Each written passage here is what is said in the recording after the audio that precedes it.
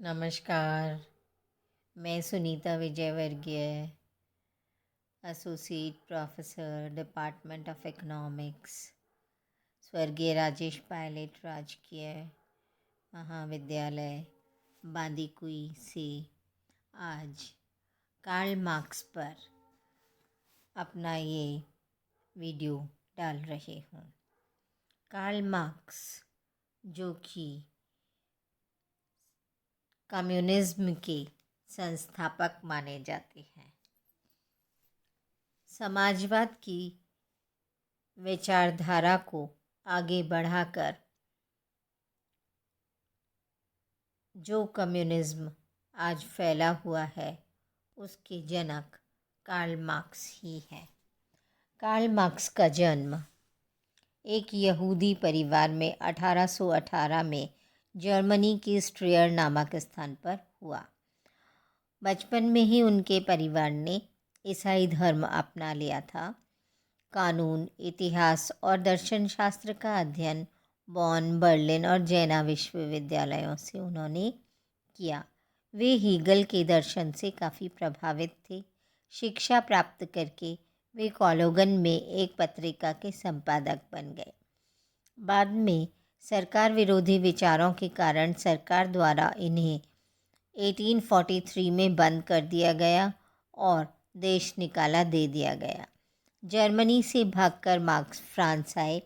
यहाँ उनकी भेंट तत्कालीन समाजवादी विचारकों प्राउधों और कैबेट से हुई। सेंट साइमन और चार्ल्स फ्यूरियर के विचारों का भी इन्होंने अध्ययन किया और समाजवाद के संबंध में इनका ज्ञान यहाँ पर पूरा हुआ। 1845 में फ्रांस से निकाले जाने के बाद वे ब्रुसेल्स में आ गए, जहाँ उनकी भेंट एंजल्स से हुई।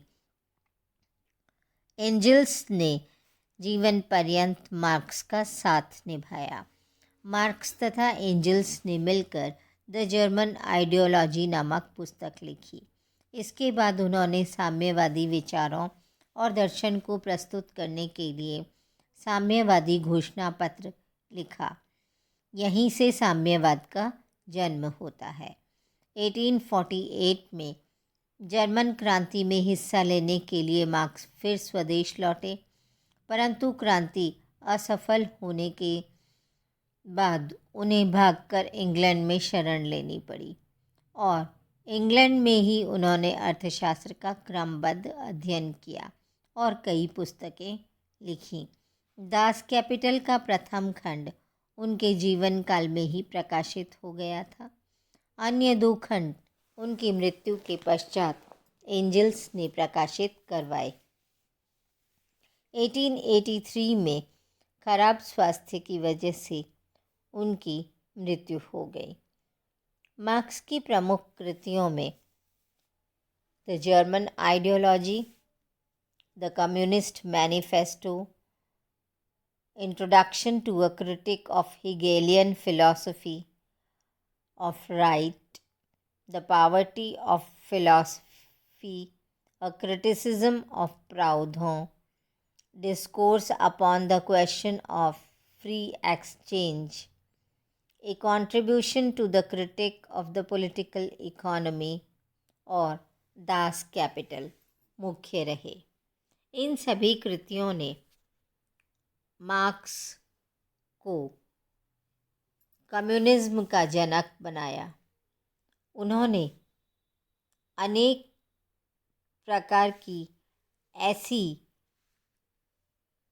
कृतियाँ प्रस्तुत की हैं जिन्होंने समाजवाद के भी आगे बढ़कर साम्यवाद को जन्म दे दिया।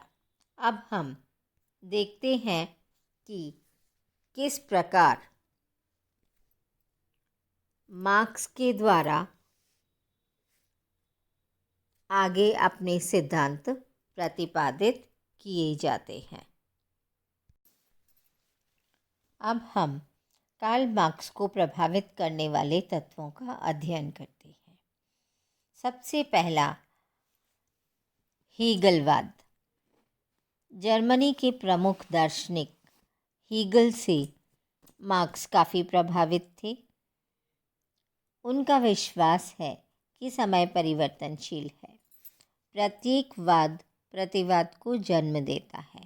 फलस्वरूप समाज में परिवर्तन एवं समन्वय की प्रक्रिया चलती रहती है।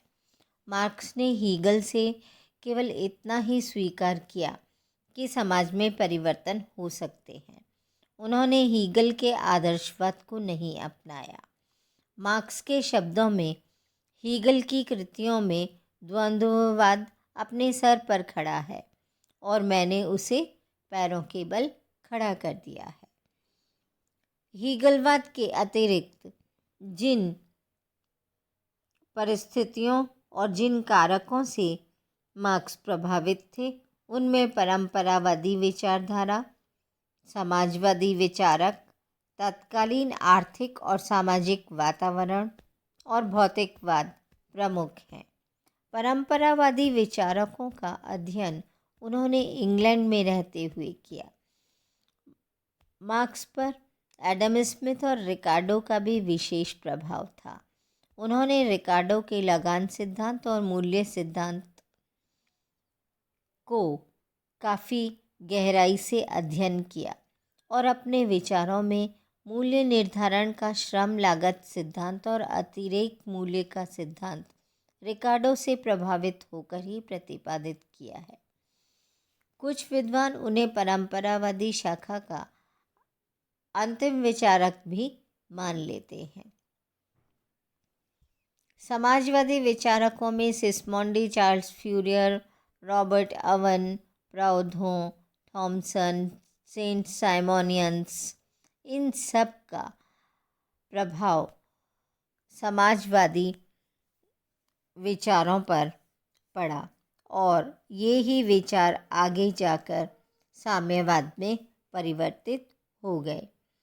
तत्कालीन आर्थिक और राजनीतिक वातावरण इस प्रकार का था कि इंग्लैंड में पूंजीवाद अपनी चरम सीमा पर पहुंचा हुआ था। श्रमिकों और पूंजीपतियों में वर्ग संघर्ष की स्थिति चल रही थी। जर्मनी अपनी आर्थिक परेशानियों को दूर करके पूंजीवाद की ओर अग्रसर हो रहा था। जर्मनी में उस समय धर्म का महत्व घट रहा था और भौतिकवाद बढ़ रहा था।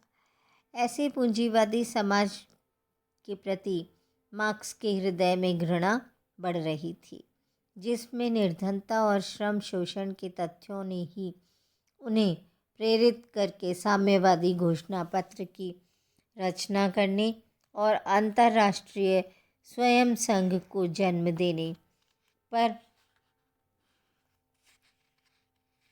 प्रभावित किया। फ्रांस में बढ़ता हुआ भौतिकवाद, यहाँ तक कि पूरे यूरोप में उन्होंने बढ़ते हुए भौतिकवाद को देखा, जिससे उनकी आदर्शवादिता काफ़ी प्रभावित रही। मार्क्सवाद अपने आप में एक ऐसा क्रांतिकारी समाजवाद है जो कि 19वीं शताब्दी के उत्तरार्ध में मार्क्स और एंजल्स ने प्रारंभ किया था। लेनिन ने लिखा है कि मार्क्स एक ऐसे प्रतिभाशाली विचारक थे जिन्होंने 19वीं शताब्दी की 3 प्रमुख विचारधाराओं को आगे बढ़ाकर पूर्णता तक पहुंचा दिया। ये 3 विचारधाराएं थीं।